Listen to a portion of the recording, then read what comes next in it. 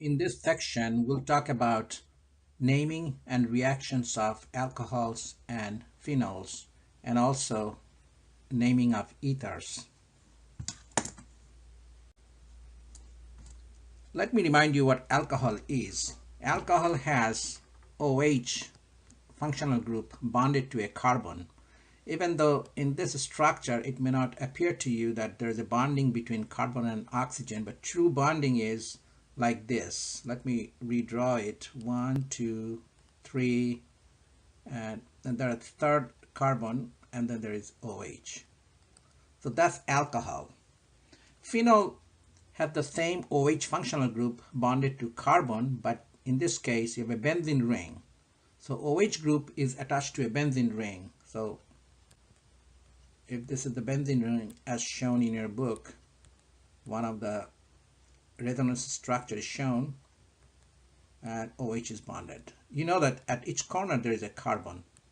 So there is a carbon-oxygen OH bond that gives phenol in this particular case because benzene ring is involved. Make sure you know that these common names, this is phenol, benzene ring with OH attached. Then ethers have COC bond. Again, from this condensed form of the structure, you may not understand it, but so let's leave out hydrogens. So this is the type of bonding you'd have in ether, COC bonding. And then you can obviously know how to fill in with hydrogen because each carbon must have 4 bonds. So what that means is each of these carbon at the end must have 3 hydrogens. And oxygen can only have 2 bonds and 2 pairs of electrons in a neutral molecule.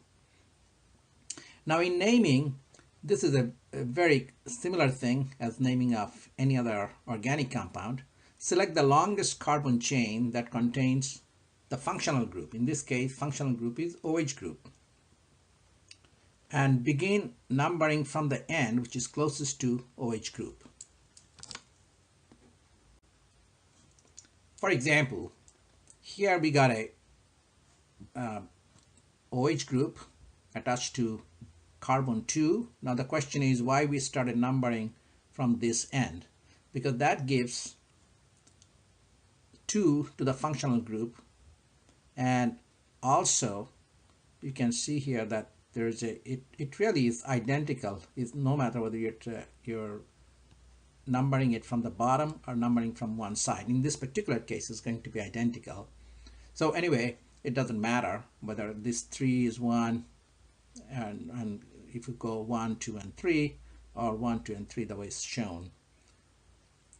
So in this case, you'd see that OH group is in the second position. Also, there's a methyl group in the second position. So it'd be 2-methyl, then you'd say propanol, then you write down the functional group. So 2-methyl propan, 2-ol. 2-ol is the location of functional group OH. So that's how recently scientists have decided to name organic compounds.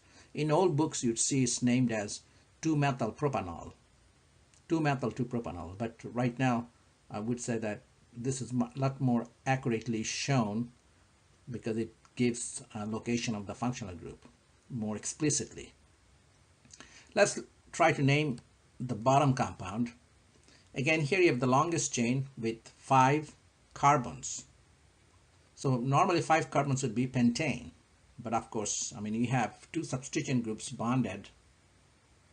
Benzene group in the 4th location, OH group in the 2nd location. Now the question is, how do we come up with this numbering?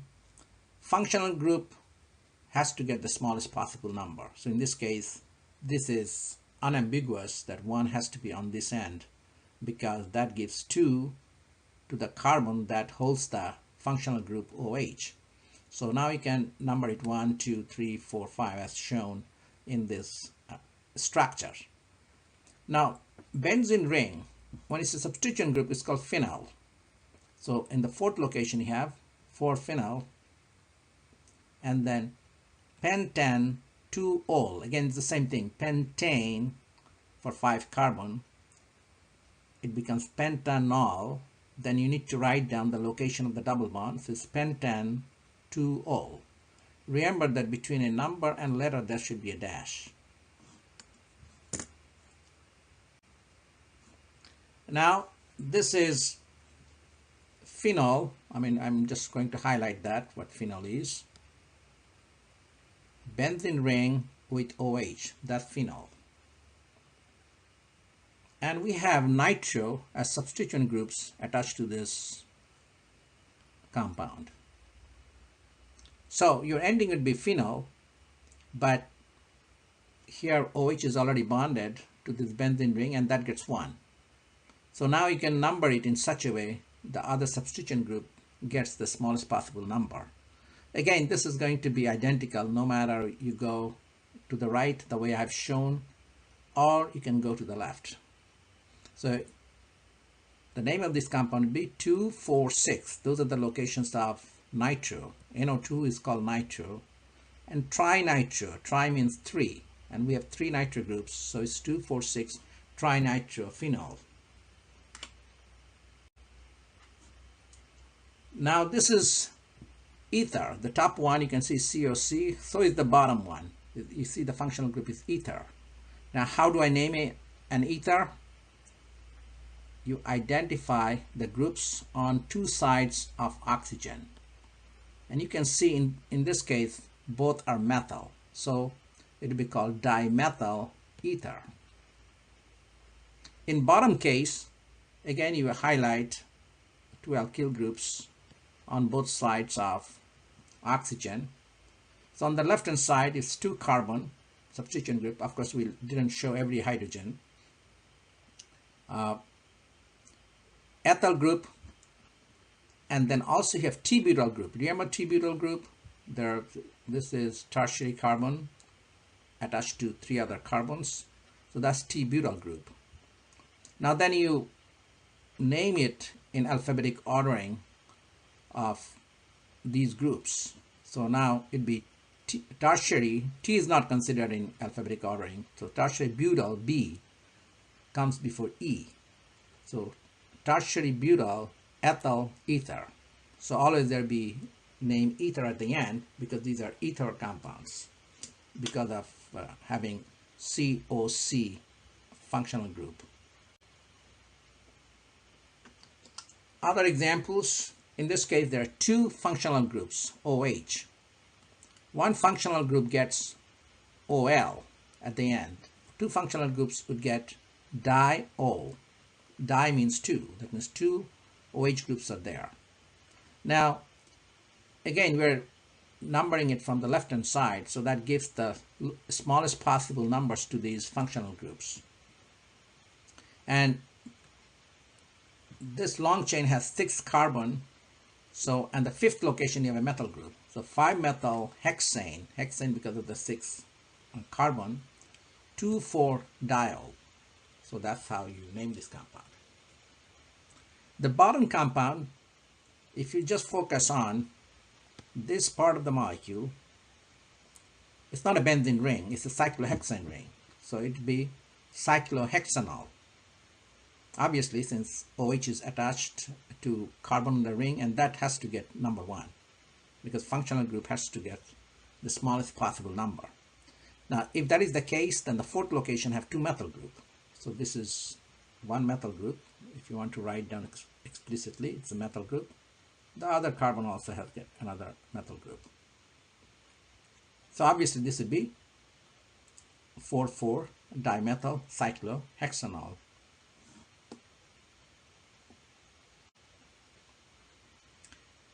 Now the properties of alcohols and phenols.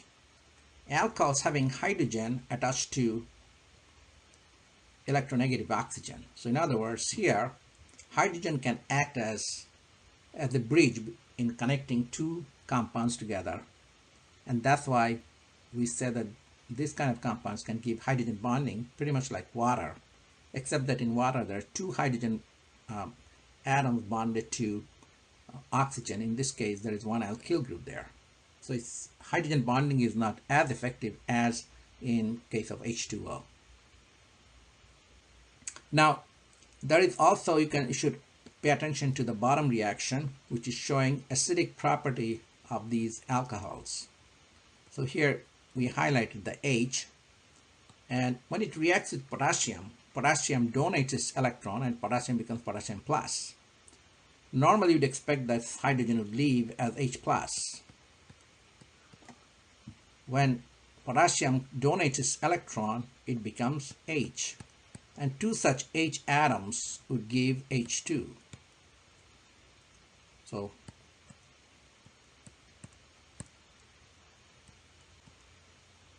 in other words, I'm just trying to tell you that this hydrogen of an acid acts, this hydrogen of alcohol acts as an acid in this reaction with potassium, and those hydrogens will be gone and finally form H2 molecule. In this slide, we're going to show you that phenols are distinctly different from other alcohols, even though alcohols have COOH bond and phenols have COOH bond. But the big difference is COOH bond in case of phenol is also, that carbon is also part of a benzene ring, which is highly stable ring compound. So let me show you the difference of some of the reactions. Like when you have H2SO4 added to benzene, there'll be no added to in this case phenol, there'll be no reaction. On the other hand, if I have, let's make this, and if I add H2SO4, is going to give you an alkene. So in other words, there'll be a reaction there. On the other hand, if I use one of those halogen acids like HCl, HBr, HI, so let's have HBr, again there is no reaction with phenol. However, if I have a tertiary alcohol, let me show you the tertiary alcohol with a different pen color. 1, 2, 3, 4, OH. That's the tertiary alcohol. I can add HBr and that would readily give you a bromide. So that would give you C, C, C, C, and Br.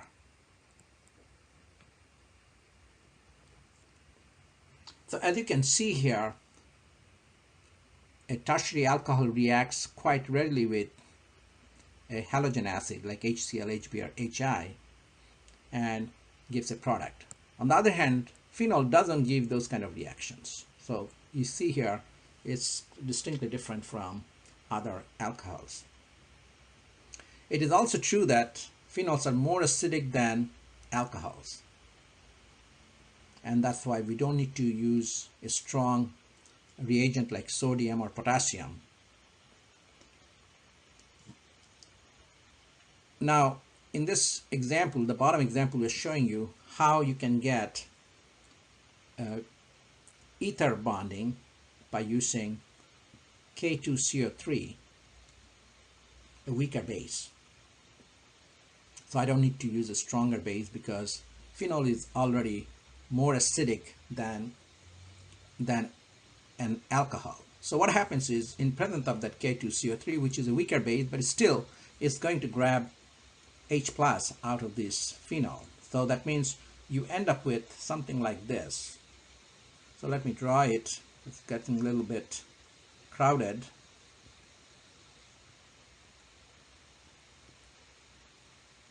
The benzene ring, O minus. You have all these electrons. You already know how we assign these minuses. And this O minus would find the carbon of CH3Br positive and would be attracted to that. So let me show you that more explicitly without the hydrogen. So CBr. Br is delta negative. So let me change the pen to show you all these charges. Delta negative because more electronegative, and carbon is delta positive. So what is going to happen is this oxygen is attracted to that carbon, then carbon would have too many bonds. Keep in mind it had those 3 hydrogens and 1 Br bond. And Br is a good leaving group because hydrogen cannot leave. So what happens is, as oxygen makes a bond with carbon, this Br leaves as Br minus, and you end up with this product, which is methyl phenol ether. This is called Williamson synthesis of ether, and this applies our basic understanding of organic reaction, especially substitution reaction.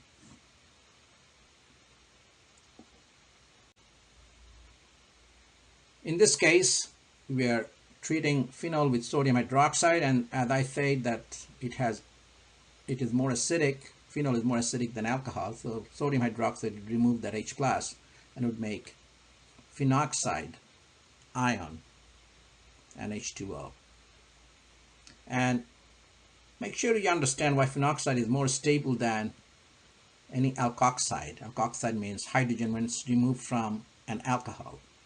Now let me show you that why it's more stable. You have now that understanding of resonance, and I'm going to show you just one such a structure so that you can understand why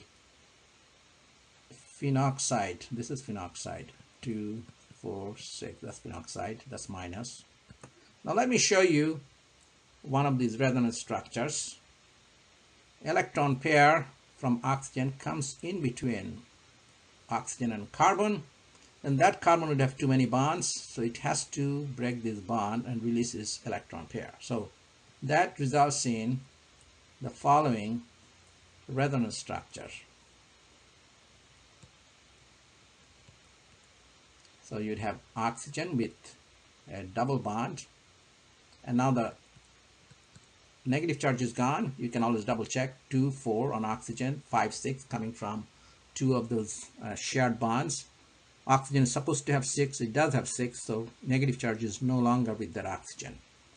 But that negative charge came down here, so negative is in here, and you have the other 2 bonds remain intact. Okay.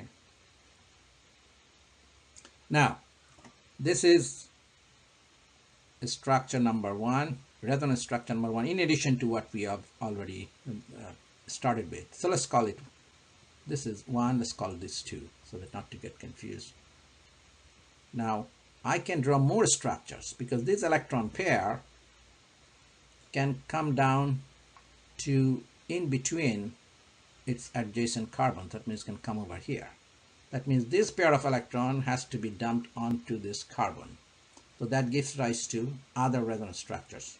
In the same way, if you draw all these structures, you'd find that negative charge is not localized on just oxygen. It goes around the ring structure, and that gives the stability of this phenoxide ion. Remember, I said that whatever is more stable, nature is going to favor that. That means this is going to form more readily than this.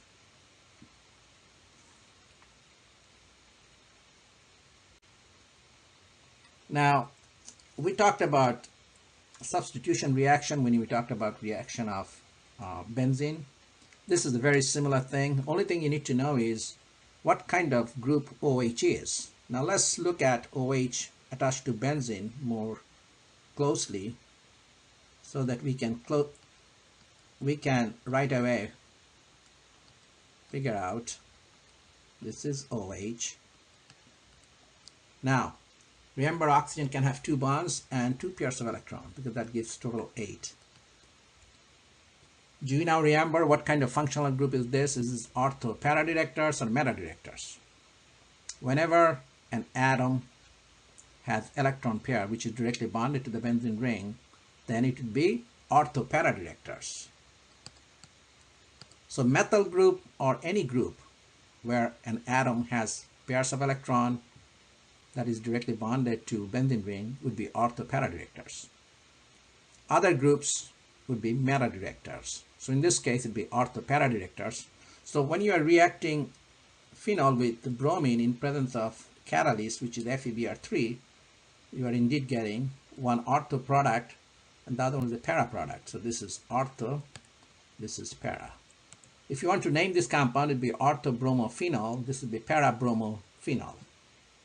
In presence of nitric acid and sulfuric acid, that creates NO2 plus. So basically, when you add these together, you get NO2 plus. This is nothing new because we discussed that before. Again, it'd be ortho and para products. So this is the ortho and this is the para, nitrophenol.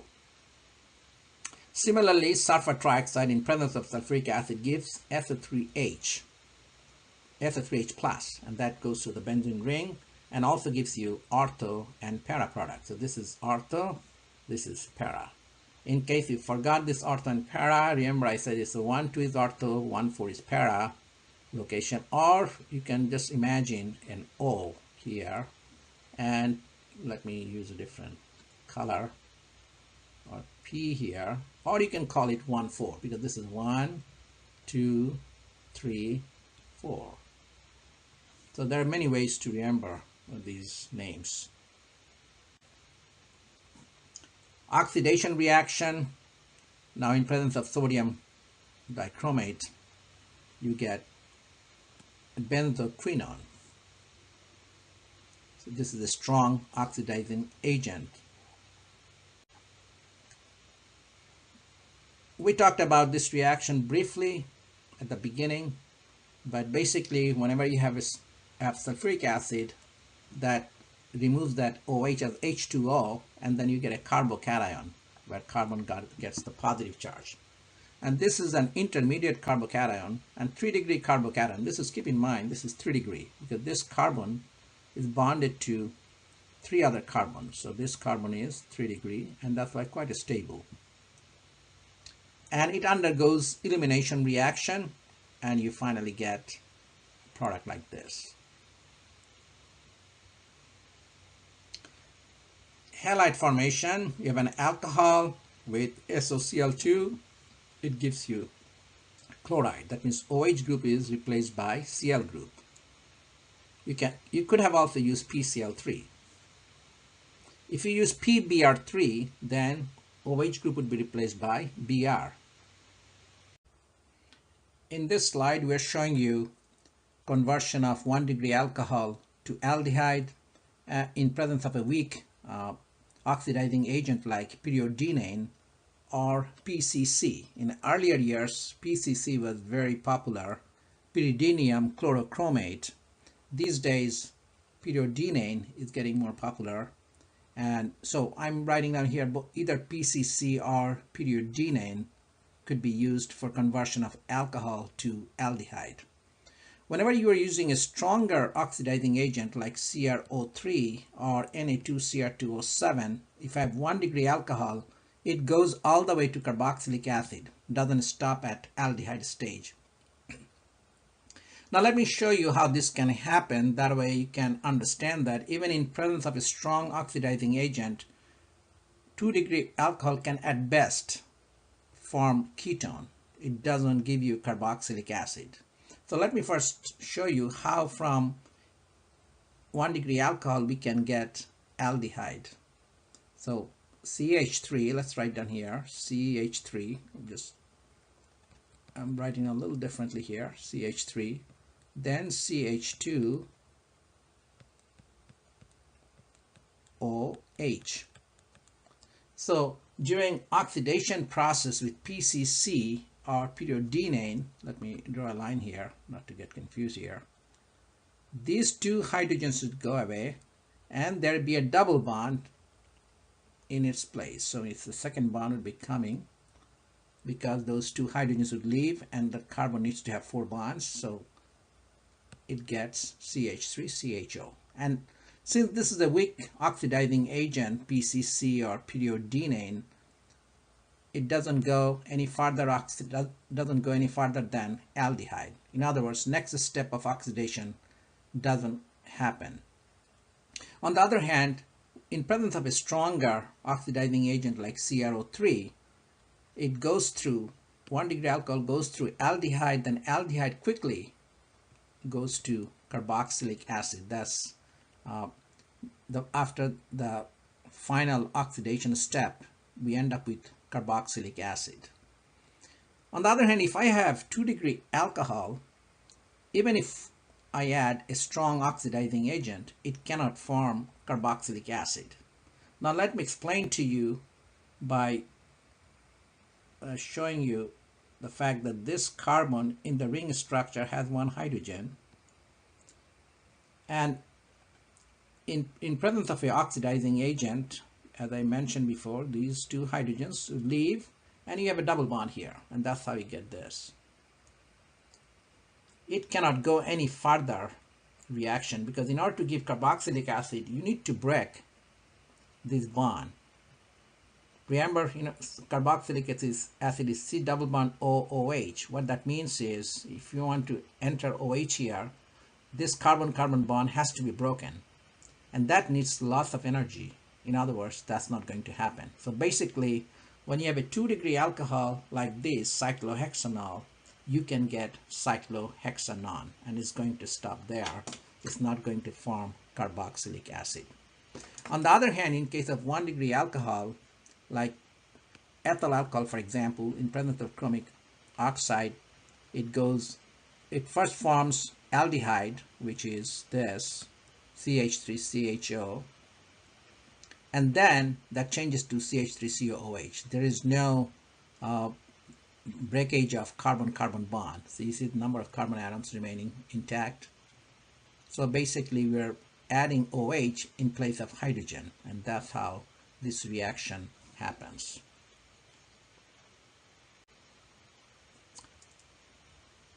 Now in this reaction, we're showing you what you can get from an alcohol by using both the strong oxidizing agent as well as a weak oxidizing agent like pyridinane or PCC. It's like a review of what I just mentioned. So this can only give you a ketone. It cannot go to carboxylic acid, as there is no such possibility here, because forming carboxylic acid would mean cleavage of one of the carbon-carbon bond, and which is not going to happen. Now, if I have a strong oxidizing agent, so basically this is what you're going to get. 1-degree alcohol go all the way to carboxylic acid. 2-degree alcohol would give ketone. 3-degree alcohol will have no reaction. Let me explain that to you, that why 3-degree would not have any reaction. So let me first draw one 3-degree alcohol. 3-degree means that carbon has to be bonded to 3 other carbons. So this is 3-degree carbon, I'm showing with asterisk, and this is 3-degree alcohol. Now look at here, this carbon with asterisk doesn't have any hydrogen, so it cannot make a double bond. And so in other words, it would remain as it is, even in presence of a strong oxidizing agent like CrO3. In 1-degree alcohol, just to remind you, even though in the last slide I discussed that, if I have 1-degree alcohol or 2-degree alcohol, there is a hydrogen. So this is 1-degree alcohol, because this carbon is bonded, this carbon holding that hydrogen is bonded to one other carbon. Now in oxidation process, these hydrogens leave and you get an aldehyde. Then aldehyde finally gives you carboxylic acid, but there is no breaking of carbon-carbon bond. So in other words, this kind of conversion is possible when you have 1-degree or 2-degree alcohol, but 3-degree alcohol doesn't have any hydrogen bonded to the carbon that holds on to OH group, and that's why there is no reaction.